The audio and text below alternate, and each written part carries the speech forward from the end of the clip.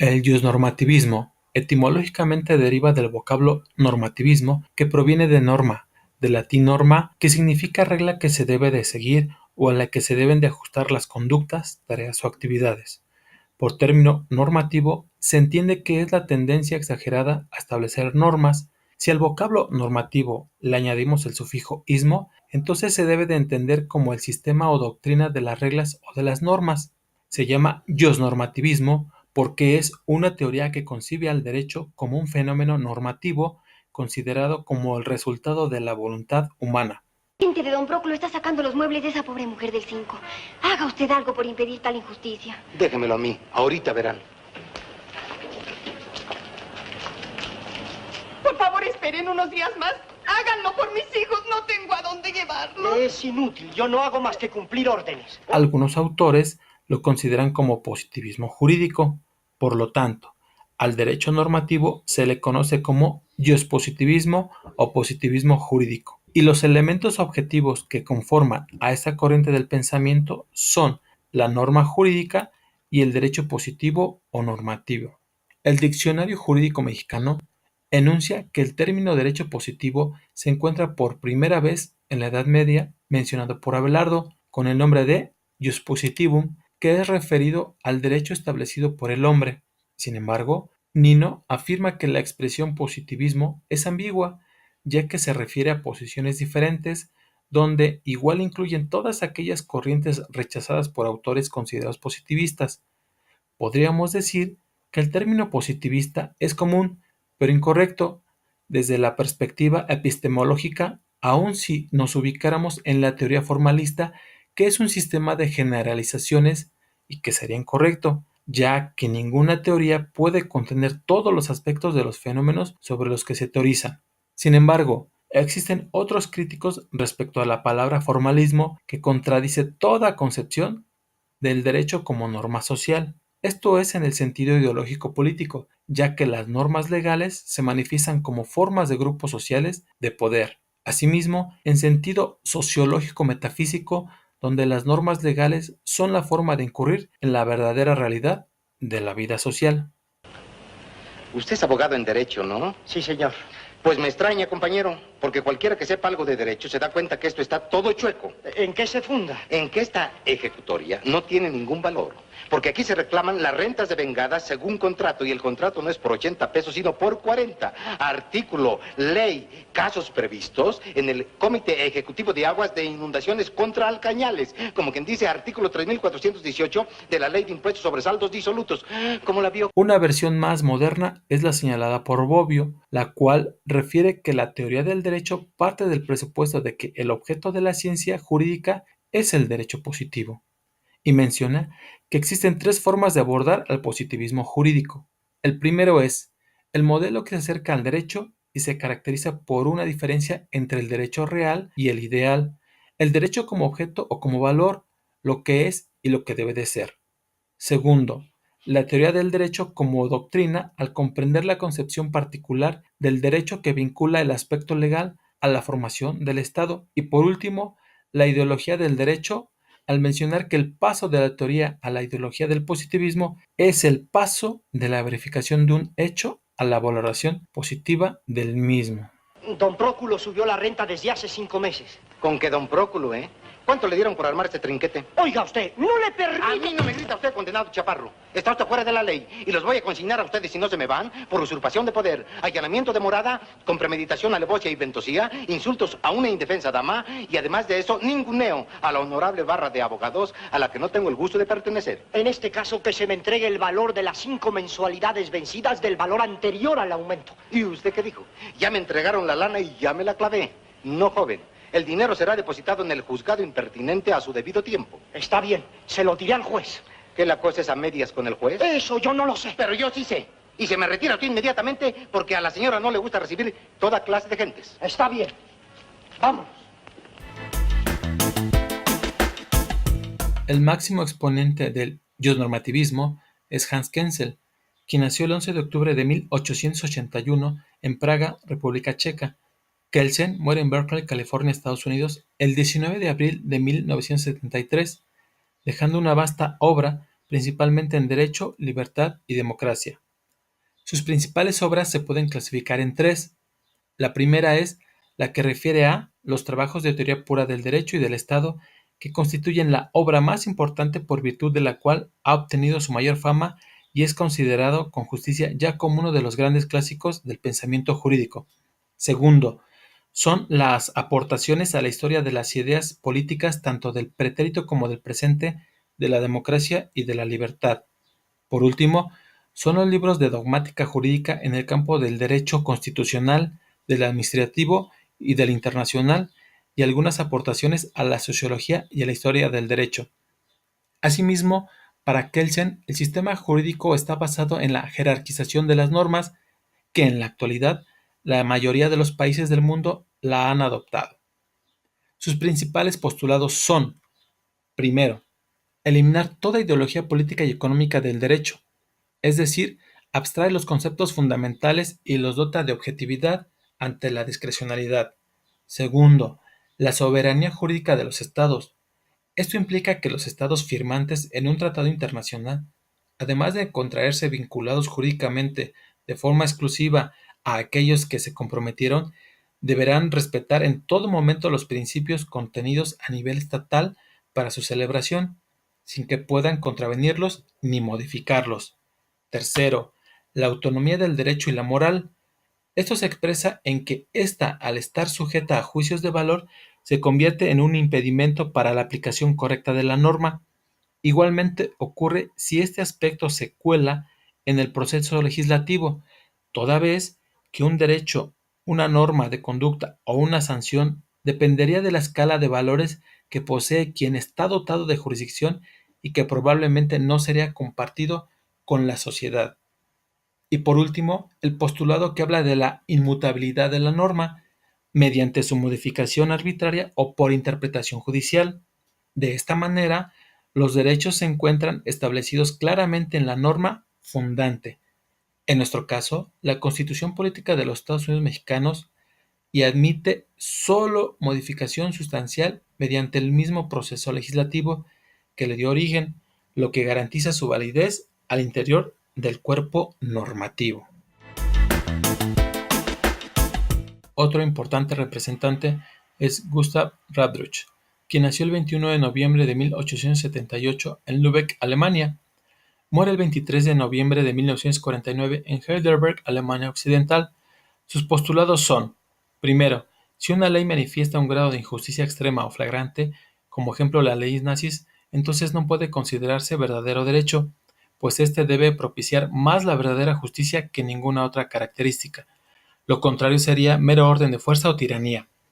Es decir, que cuando una ley escrita sea incompatible con los principios de justicia sustancial a un nivel intolerante o cuando se encuentre explícitamente en abierta contradicción con el principio de igualdad que constituye el fundamento de toda justicia, el juez debe de abstenerse de aplicar esa ley por razones de justicia sustancial. Segundo, una orden es una orden, que debe carecer de obligatoriedad para un soldado si lo que ordena es crimen o un delito. Esa forma de entender la justicia causó profunda repercusión en juicios posteriores, sobre todo en los que tuvieron que ver con los soldados que vigilaban el muro de Berlín, quienes tenían órdenes de disparar y atravesarlos contra cualquiera que intentara huir. Este principio del derecho de Radbruch fue acogido por el Tribunal Constitucional de Alemania Federal en varias sentencias. Tercero, es derecho solo lo que beneficia al pueblo, es decir, que cuando existan leyes injustas se les debe negar su validez porque atentan contra el bien común. Es verdad que en derecho la seguridad jurídica es importante, pero mucho más importante es que al final lo que se alcance sea la justicia. Para Radbruch existe un derecho supralegal que está por encima del derecho escrito positivo. Este debe basar su fuerza no en que se pueda imponer, sino en lo que se logre sea verdadera justicia. De ninguna manera es derecho todo lo que es útil al pueblo, sino que en último término solo es útil al pueblo lo que es derecho, lo que crea seguridad jurídica y tiende a la justicia. Por último, la ley vale porque es ley cuando tiene el poder de imponerse. Esta concepción de la ley, su validez, dejó a los juristas y al pueblo inermes frente a las leyes más arbitrarias, crueles y criminales. En resumidas cuentas, equipara el derecho con el poder. Solo donde hay poder, hay derecho. Cuando los derechos humanos son arbitrariamente infringidos, tales leyes carecen de validez, el pueblo no está obligado a obedecerlas y los juristas deben tener el coraje de negar el carácter del derecho. Sirva el siguiente corte de Levin, Vencedores y Vencidos, de Stanley Kramer del año de 1961, como ilustración de lo que se refiere cuando un juez, como un hombre bien formado en leyes, reconoce con plena sinceridad la gran maldad que él mismo cometió al aplicar las leyes nazis, aun sabiendo que eran injustas. Quiero prestar declaración sobre el caso Feldenstein porque fue el más significativo de los juicios de la época. Es importante que lo comprenda no solamente el tribunal, sino también el pueblo alemán. Pero para llegar a comprenderlo, primero es necesario comprender la época en que ocurrió. Solo cuando hayan comprendido esto, comprenderán lo que significó Hitler para nosotros. Porque entonces él nos dijo: alzad la cabeza, sentid el orgullo de ser alemanes. Entre nosotros hay diablos, comunistas, liberales, judíos, gitanos. Cuando consigamos acabar con ellos, se acabará también vuestra miseria. Era la viejísima historia del Cordero Propiciatorio. ¿Qué pasó con los que lo sabíamos perfectamente? Los que sabíamos que esas palabras eran mentira, peor que mentira. ¿Por qué nos callamos? ¿Por qué participamos? Y la historia nos dice hasta qué punto triunfamos. Hasta más allá de nuestros más desenfrenados sueños. Los mismos principios de odio y de poder con que Hitler fascinó a Alemania, fascinaron al mundo. Nos encontramos de pronto con poderosos aliados. Cosas que se nos negaron cuando éramos democracia, se nos ofrecían entonces. El mundo dijo: adelante, cogedlas, la región de los Sudetes, las tierras del Rin, remilitarizadlas, coged toda Austria, cogedla. Se convirtió en un modo de vivir.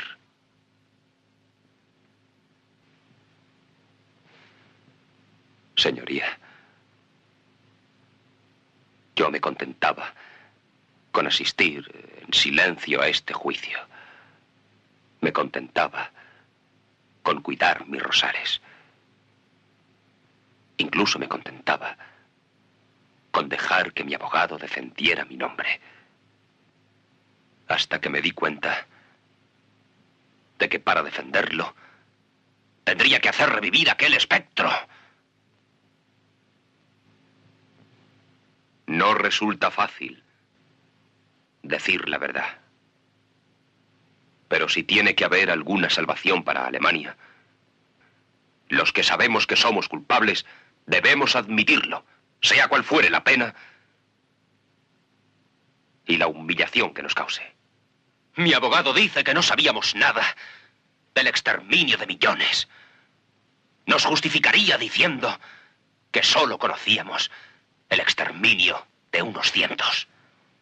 Pero si no lo sabíamos, era solamente porque no queríamos saber. ¡Traidor! ¡Traidor! ¡Orden! ¡Orden! Hagan sentar a ese hombre y que no se mueva. Calma. Voy a decir la verdad. Voy a decir la verdad, aunque se conjure contra ella el mundo entero. Werner Lampe, un anciano que ahora llora sobre su Biblia. Un anciano que se benefició de las propiedades confiscadas a los que mandó a los campos de concentración. Friedrich Hofstetter, el buen alemán que sabía cómo cumplir las órdenes. Hizo esterilizar hombres con la misma facilidad de quien levanta un dedo. Emil Hahn, apieto y corrompido. Obsesionado por el diablo que llevaba dentro.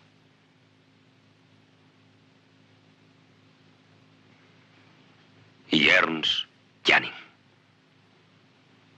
el peor de todos ellos, porque sabía lo que eran y no obstante siguió a su lado. Ernst Janning que convirtió su vida en podredumbre, porque permaneció con ellos.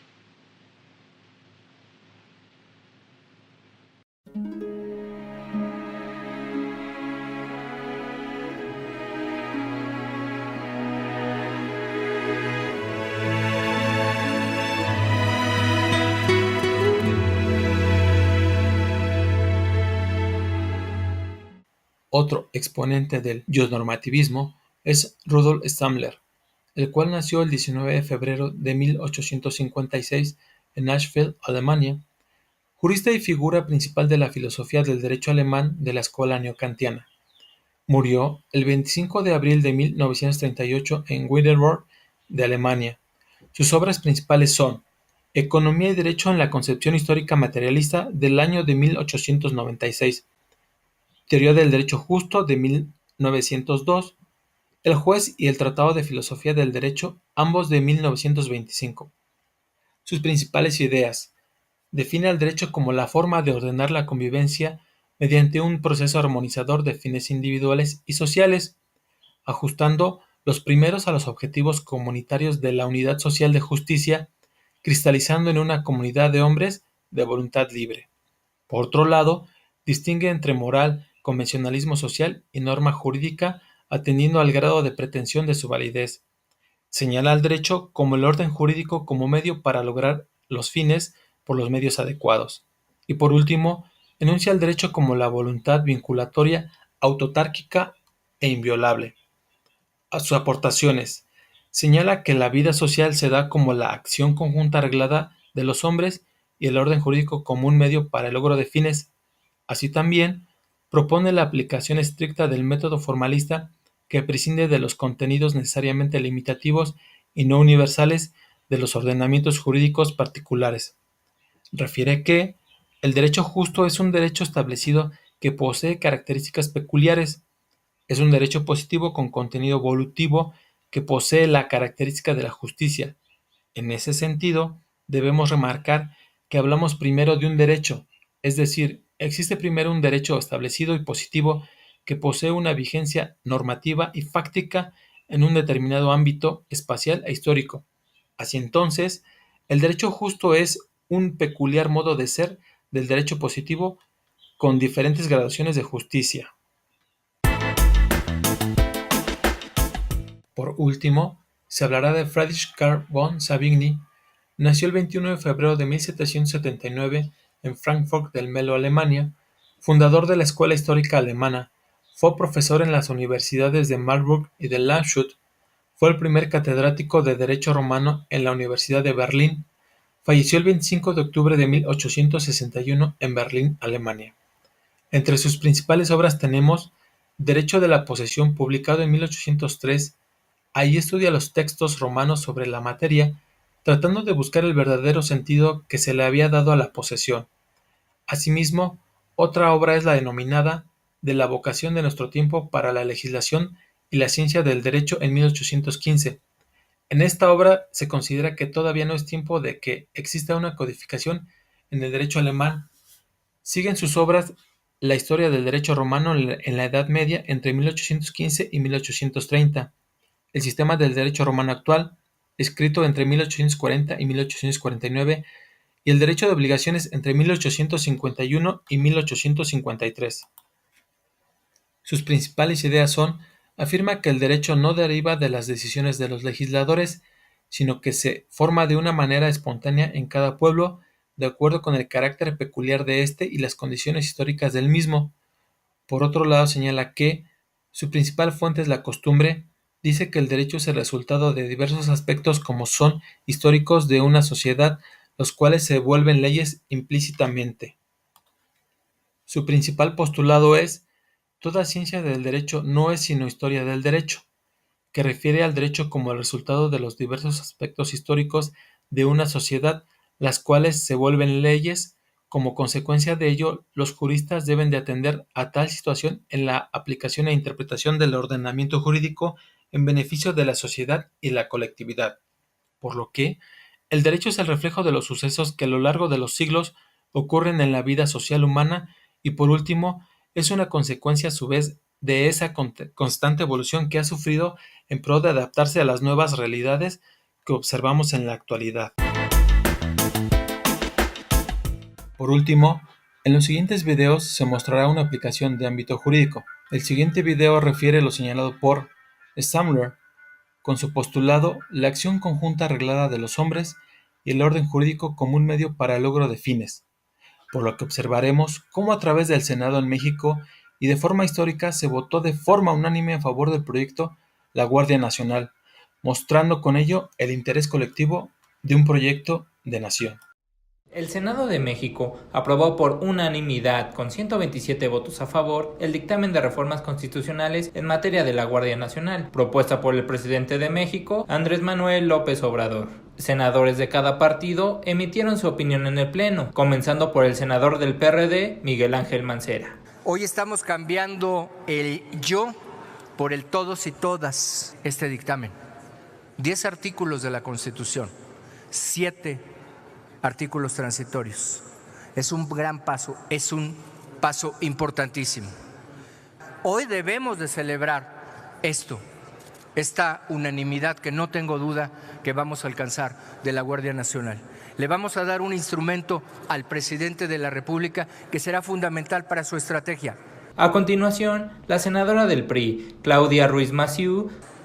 Una decisión histórica de estas dimensiones, como es la creación de la Guardia Nacional, necesita un terreno político fértil para la conciliación y lo ha encontrado hoy en el Senado de la República. Desde el inicio de este proceso, el PRI tuvo una postura clara que se nutrió gracias al Parlamento abierto, la de asumir nuestra responsabilidad como senadores de la República para responder a una de las más sentidas demandas ciudadanas, combatir la inseguridad. Siguió el senador panista Julen Rementería. Y hoy se dio muestra aquí, en esta Cámara, que se puede hacer política de la buena. Se le da la certeza a las Fuerzas Armadas para que su permanencia en la calle tenga legalidad. Y se le da a la población una también certeza de cuándo dejarán de estar en la calle, dentro de 5 años. Por parte de Morena, el senador Ricardo Monreal. Los senadores y las senadoras de Morena decidimos sí a la Guardia Nacional y sí a la búsqueda de acuerdos con los compañeros de distintos grupos parlamentarios, sin temor, sin titubeo, firmes, porque nos asiste la razón histórica y porque nos asiste la razón moral. Gracias a todos, pero una aportación fundamental es quienes constituimos la mayoría parlamentaria de este Congreso de la Unión. Para concluir con la sesión, el presidente del Senado, Martí Batres, dio el resultado de la votación en la Cámara. Está aprobado en lo general y en lo particular el proyecto de decreto por el que se reforman, adicionan y derogan diversas disposiciones de la Constitución Política de los Estados Unidos Mexicanos en materia de Guardia Nacional. Se devuelve con modificaciones a la Cámara de Diputados para sus efectos constitucionales. Un segundo y último video da muestra de la jerarquía de las normas señaladas por Kelsen, interpretadas por los ministros de la Suprema Corte de Justicia de la Nación como el máximo órgano judicial en México, quien atiende al derecho de igualdad y evita fomentar estereotipos de género, que invalidó disposiciones a la ley del Instituto Municipal de Pensiones del Estado de Chihuahua. La Suprema Corte de Justicia declaró la invalidez de disposiciones de la ley del Instituto Municipal de Pensiones de Chihuahua por atentar contra el derecho a la igualdad y fomentar estereotipos de género. Se trató de artículos que limitaban o condicionaban a que los hombres estuvieran incapacitados para acceder a pensión por viudez, así como a servicios médicos. La distinción establecida en los artículos impugnados no está fundada en algún criterio objetivo que justifique la distinción en el trato entre hombres y mujeres, sino que parte de la premisa que el viudo o concubinario, en principio, no deben recibir una pensión por viudez en función de los roles tradicionales de género. Esta discriminación va también contra la mujer porque repite esta cuestión de roles establecidos. Es decir, si es el hombre el que fallece, a la viuda se le entrega la pensión sin mayor requisito. Pero si es al revés, entonces pareciera ser que el hombre sí tiene la capacidad de seguir trabajando y por lo tanto él no recibiría la pensión. Al resolver una acción de inconstitucionalidad que promovió la Comisión Nacional de los Derechos Humanos contra esa ley, el Pleno declaró válido el artículo 78, que establece que si no se hizo el descuento al derechohabiente, este deberá aportar dentro de los 15 días siguientes al que haya recibido sus percepciones. Si el derechohabiente no realiza su aportación, el Instituto Municipal podrá solicitar el descuento. De acuerdo con la mayoría, la norma es válida porque se trata de un mecanismo para cumplir con la cantidad que corresponde al derechohabiente, pero que en caso de que no aporte, no hay disposición alguna para que se le suspenda el servicio.